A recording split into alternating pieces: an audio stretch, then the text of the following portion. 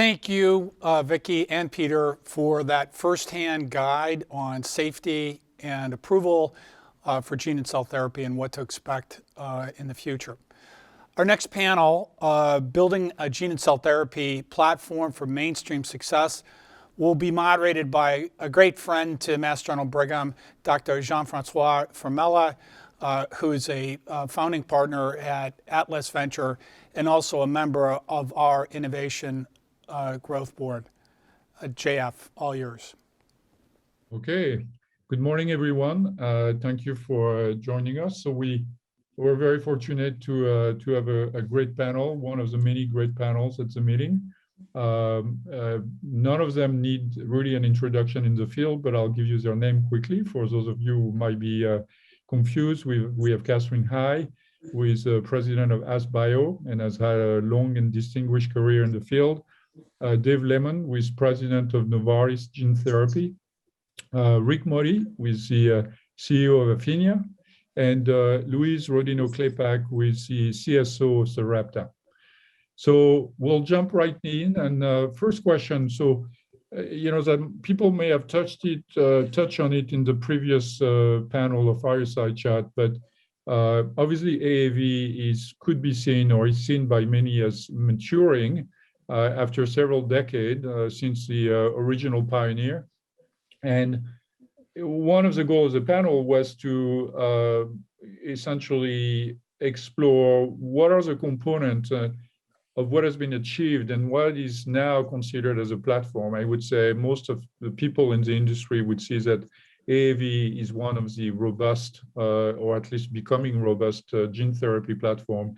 And so it would be good to look back and to see what do we look at today, looking back at the work that has been done and what has been established. What are the core components of the platform that all of us in the industry can rely on to build the next wave of innovation? So, Katherine, I said I would put you on the spot, given the fact that you've been at it for quite some time. And so maybe if you could briefly, in your mind, summarize what do you see as a core component, the established core component of the platform?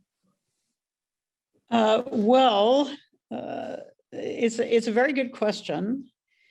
I always tell people that I think one of the best things they can do is read through the FDA summary basis of regulatory action or the EMA equivalent, the European Product Assessment Reports. And I think from those documents, there have been 3 AAV products that have gained approval, regulatory approval: Glybera, and Unicura, of course, eventually let the approval of that lapse.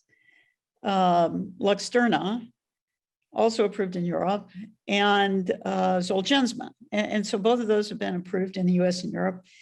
And so I think that we do clearly have a knowledge base around CMC requirements for approval from those, from Luxturna and Zolgensma, and also to some extent from Glybera. I do think that one of the complexities of gene therapy is that the transgene product itself, because it's different in every case, doesn't lend itself particularly well to lessons that port over from one transgene product to the next. But I think the approval of those products does establish that we have a regulatory infrastructure around the CMC aspects of AAV. And I think you can say the same thing about lentiviral vectors. There are now 2 approved products in Europe, at least, Zynteglo and Libmeldy for metachromatic leukodystrophy. And so from that, I think we can say that we've got we have some insight into what's required in terms of both manufacturing process and also, cell processing and release assays in lentiviral vector transduced cells as well. So to me, I think we certainly have a working knowledge base around AAV and lenti.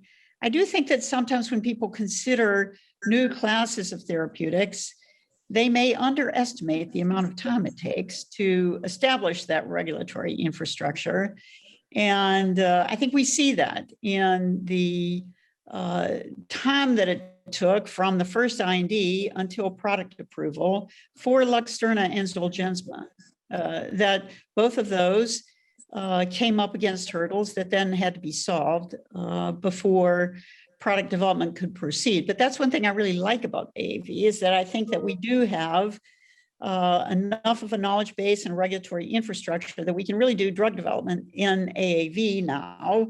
And I think the people who work with lentiviral vectors would say the same thing about their technology.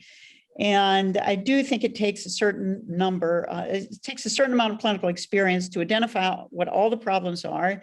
And then it takes participation of all the stakeholders, the regulators, the investigators, and the sponsors to develop, to look at all the universe of solutions of the problems that you identify, and then come to consensus, which you see reflected in the regulatory guidance documents. And again, sometimes I felt that when some of those came out, the title could have been, not regulatory guidance document for development of inherited retinal dystrophy gene therapy, but every mistake that Spark made trying to develop Luxturna, and so I'm sure that others can relate the same about other regulatory guidance documents, but that's what I would say. So as a follow-up question before I call on the rest of the group, Katherine, what was an example of the most challenging element of all of those? Now you said, look at those regulatory package, look at the amount of works that had to be done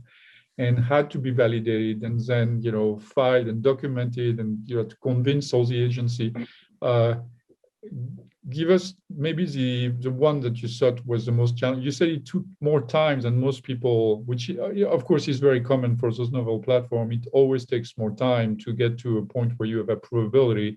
But maybe could you think, or could you share which one did you think was the most challenging?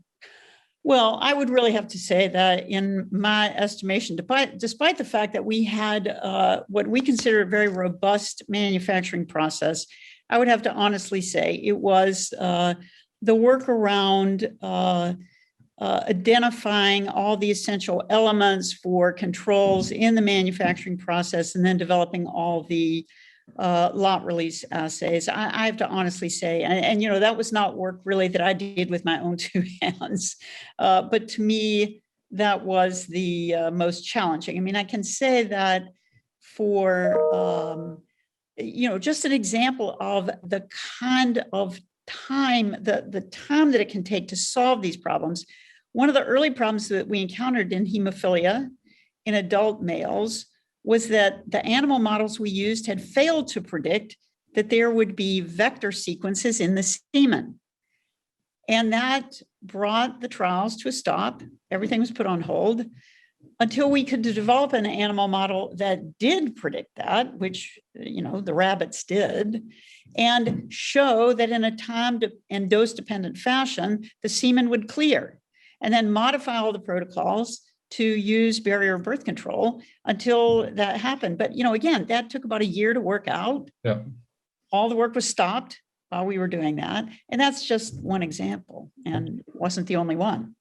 So building from here, Louise, maybe I call on you. So obviously you guys are aiming the technology at, a subset of more specific application. Of course, muscle is high on your mind and of all the people watching your company. So taking it from where Katherine left it, so what is the platform or the foundation on which you rely to then take it to where you want to go? So I'm trying to build that continuum, which is, where do you feel comfortable, you have solid footing, and how are you building from there in terms of, the scope of applicability? Yeah, great question. And I think just taking another spin on platform, all of the work with AAV, we can certainly leverage from over the years. And what we've tried to do is take all of that. I agree with Katherine. People don't realize how long this is all taken. I think a lot of people think, for our DMD programs, for example, that it's been quite quick, but it's been almost 15 years in development and learning and iterating. So what we're trying to do is take all of that time, and now hopefully for follow-on programs, be able to leverage all the experience we have with the vector that we're using, for example. I think the biodistribution profile of AAV serotypes can be leveraged, especially if you're using in the same disease indication, the same route of delivery. I think if you change any of that, the route of delivery, a different disease state that might affect biodistribution, you have to retest and you have to iterate. I think we were hopeful at one point that we could just automatically transfer the knowledge from one program to another, but I think there's a nuance to it. I think to a certain extent, we can in terms of biodistribution, in terms of safety and dose. We're learning a lot more about how to derive PK/PD modeling from the small molecule state and how it's different for gene therapy, how we can apply that to future programs. So I think if you're within the same serotype and it's a narrow window, I think there's a lot of applicability that we can leverage. But you do have to make sure that you're not changing anything. And I agree with Katherine. I think all of the CMC and the analytics are the biggest hurdle, and all the work that's been done by Katherine and others, I think has helped us along and define the key quality attributes that you need to do, but there's still work to be done. But the hope is taking those learnings and then future programs will accelerate in terms of the regulatory pathway. And I think that's what is being speculated or talked about in terms with Peter Marks and others about how we might be able to accelerate pathways. Yeah, so essentially what we're all finding out is that it's unlikely to be copy and paste, right? Which is, yes, we've learned, yes, we have that solid foundation for some of the component, but at the end of the day, all of us are left with having to still, uncover the elements that are not going to be just copy and paste for the different, subset of application. So, and Louise, you just mentioned that you're hopeful it's going to go faster, and I think everybody is assuming it will. Can you quantify that? I know it's an unfair question. It's a little bit hard to predict, and of course, all the investor would love to hear from all of you. How much faster it's going to be, but give us an example of where you're optimistic that the iteration process is actually going to be significantly faster, right? Yeah, one tangible example I can give, we have 6 limb-girdle programs, whereas the first, I think, was 10 years to the clinic to systemic delivery, versus the follow-on programs where, we could do tox very easily. We knew exactly what we needed to do. It was probably, 3 years. So I think, and hopefully it'll go faster and faster, but that's, one tangible example I can give on how we were able to accelerate, quickly define dose based on previous knowledge and what we need to include in tox study. So it's certainly accelerated based on previous. So Rick, I'm going to jump on you now. You guys are kind of actually thinking of expanding the scope, right, of applicability through obviously looking at novel capsid and other potentially novel element of the technology. One could argue that you benefit from the foundation we just discussed, but you're kind of exploring further at the margin of what has been established, but at the same time trying to accelerate the pace of discovery. Tell us a little bit about the strategy. Scientifically, what does it mean? Like, how far from the foundation do you go? Do you have to titrate the goals you have, or are you being bold and essentially kind of putting a different trial balloon in different direction?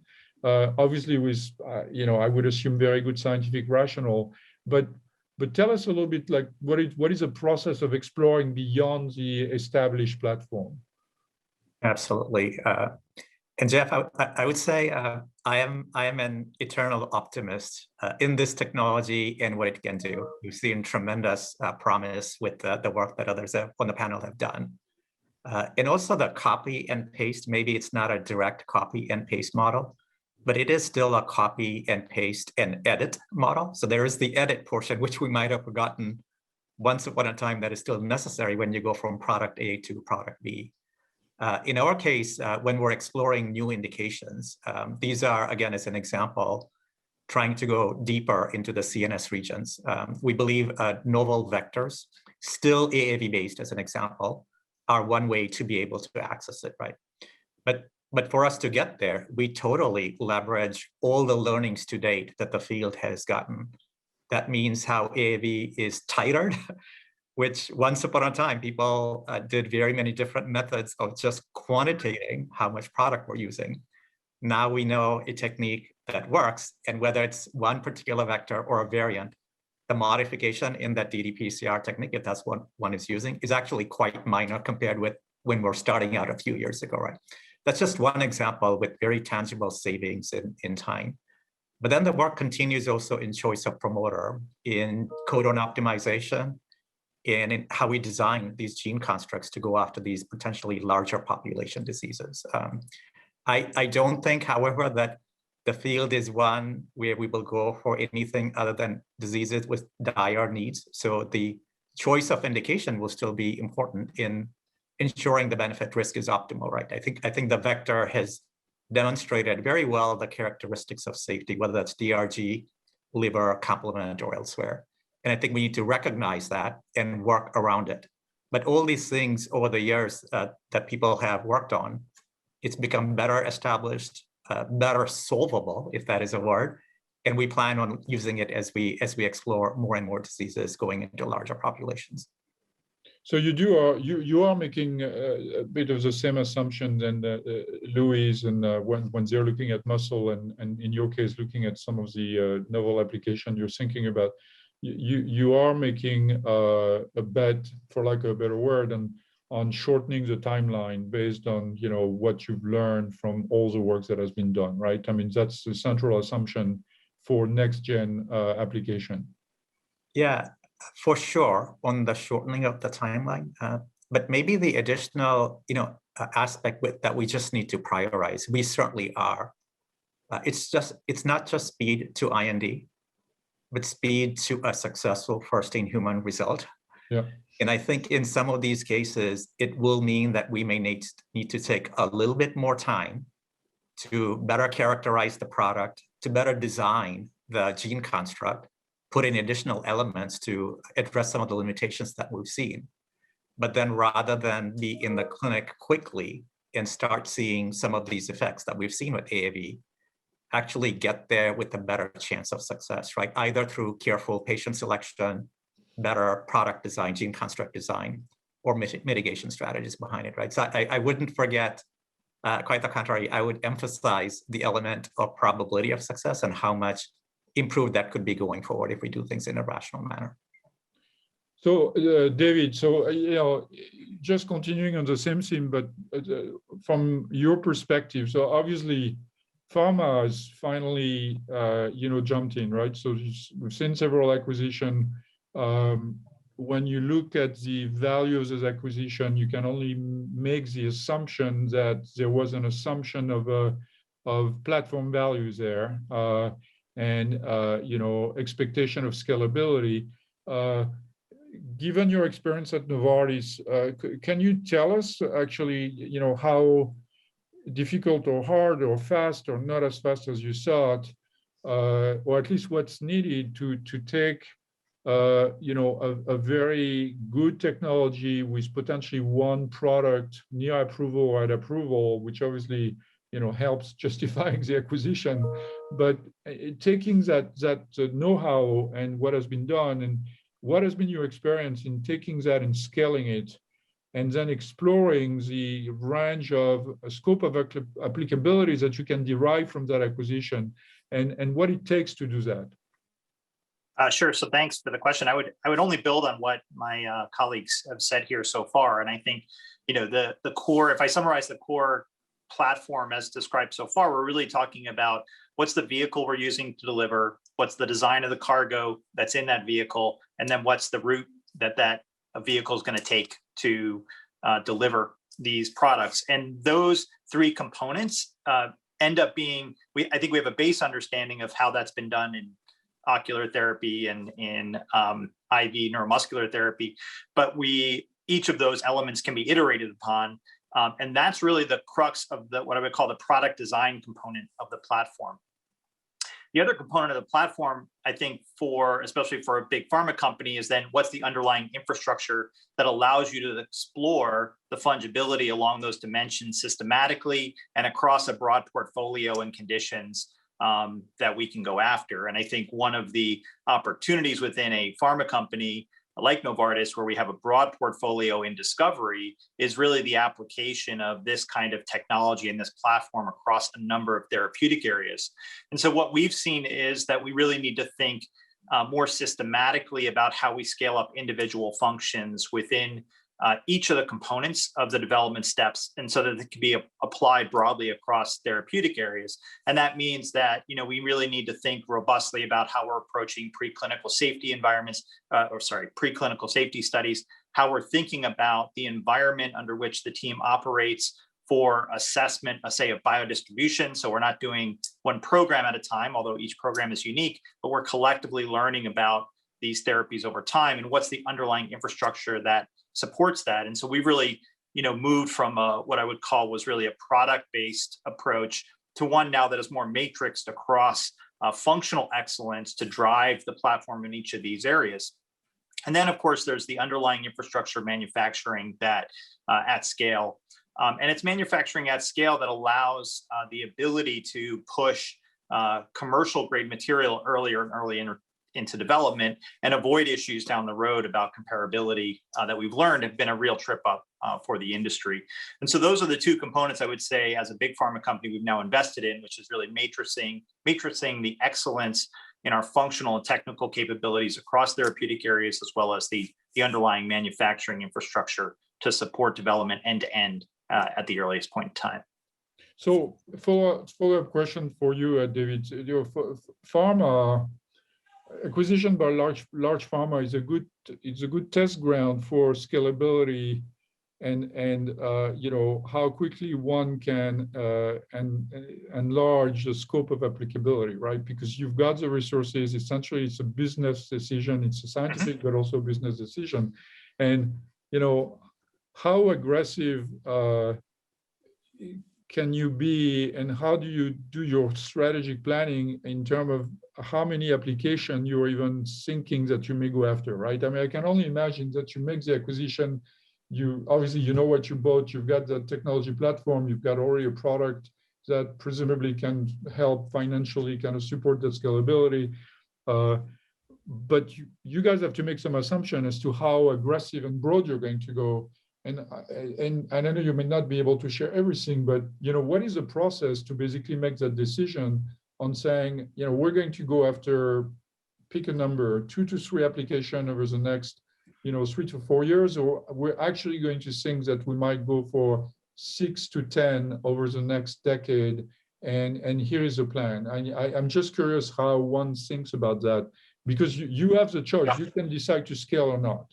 Yeah, well, I think, when we look at it, you have to remember Novartis actually entered 3 different advanced technology platforms over the last 5 years, cell therapy, gene therapy, and radioligand therapies. And we believe that these are fundamental therapies that will continue to advance innovation in terms of patient impact over the next decade or so. And therefore, we're committed to developing each of these platforms systematically and with diligence to ensure that we can be leaders within each of these spaces.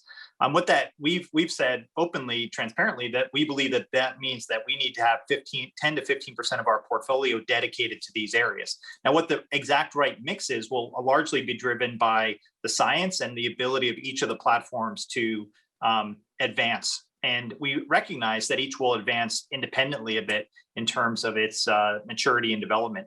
And so when you look at a company like Novartis, where we have 140 projects at any one time, you're talking about 20 to 25 projects in these advanced therapy spaces. And that's what we really think about as a target.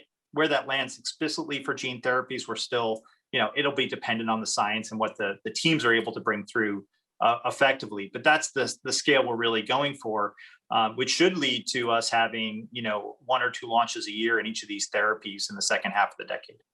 So unless my clock is wrong, it looks like they've given us far too little time here because we're only scratching the surface. But fortunately, we have a few more minutes. So we cannot not talk about safety, right? I mean, maybe, and I know none of you guys were, assuming that we wouldn't touch on it at some point, but maybe like very briefly, maybe 1 minute for each of you, and maybe going back to Katherine, so what's your perspective here? What is the path to address that? And obviously every platform has those issues, right? We can't avoid it, but what's your perspective as to, how you navigate that, you personally in your organization, what is the path around those things? So what I would say briefly in 1 minute is that many of the problems, many of the adverse events in gene therapy have been poorly predicted by animal models. And I think that that's because a number of them are related to the human immune response to AAV. We are natural hosts for AAV. Most other species are not. And so these are things that we've had to uncover and recognize in clinical investigation. And I think that we learned early on in the field of gene therapy, not around AAV, but around other vectors, that it's very important to be very attentive to any safety signal, anything that you hadn't predicted, that you find surprising, because in gene therapy, you may see a safety signal, a safety signal, a safety signal, and then fall off the cliff. And of course, you don't want to find yourself there. Yeah. Louise? Yeah, I think it's, our number one concern, obviously, to make sure that we are being diligent about safety. And I agree with Katherine, you don't really anticipate until you see the clinic. And I think where we're at right now is we're certainly managing well. And I think it comes down to being able to anticipate and manage this safety well. I think when things do arise, and this has been seen in other programs, is to really understand why you're seeing the safety signal, and so that you can address it. And I think it's not just ignoring it, but making sure you understand why. And it seems like there's some differences in vectors and maybe just immune response, but I think it's impertinent to all of us to make sure that we understand why we're seeing safety signals so we can address it.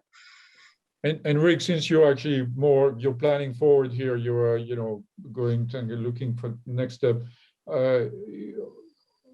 How are you thinking about safety more broadly, right? So what are the things that you anticipate you might be able to do to have more predictive process, or what is your overall view on how to navigate that forward with novel indication? And everything my colleague said, I totally agree with, of course. In addition, I would say, I think where possible, good data sharing across companies in the ecosystem, I think, is just paramount. The NIH held a workshop, for example, on the immunogenicity topic recently, which is a good example of that. But I'd say, again, as more clinical experience happens with these vectors, we're just becoming better characterized with what the vector can do and what we need to watch out for, right? And there are strategies for most of these, either through just proper patient selection, or again, gene construct design, just rationally designing. Choice of vector is one. Silencing strategies, right, expression strategies are another. And pharmacologic approaches, right, to mitigate them are additional ones. And in some cases, it's quite likely that these adverse events are not just vector or manufacturing process specific, but potentially patient type specific as well. So these are just observations. Again, proper vigilance and management are critical. But with the right selection of patients and communities, I do believe the benefit risk is just profound. And again, I just think we're on the cusp of just the beginning of a medical era where the paradigm of chronic lifelong treatment of small molecules of biologics could be disrupted with a one-time treatment where you're going after the root cause of the disease and having a tremendous benefit to these communities. So according to my clock, we're out of time, but I think we have Q&A. So David, I'll probably give you the first question from Q&A, provided that we do get questions from Q&A. And here, I'm certainly hoping that someone from the organizer will give us a clue if we can see the question on the screen, because right now I don't. And so I don't know if Chris or someone can tell us if we have time for a couple of questions.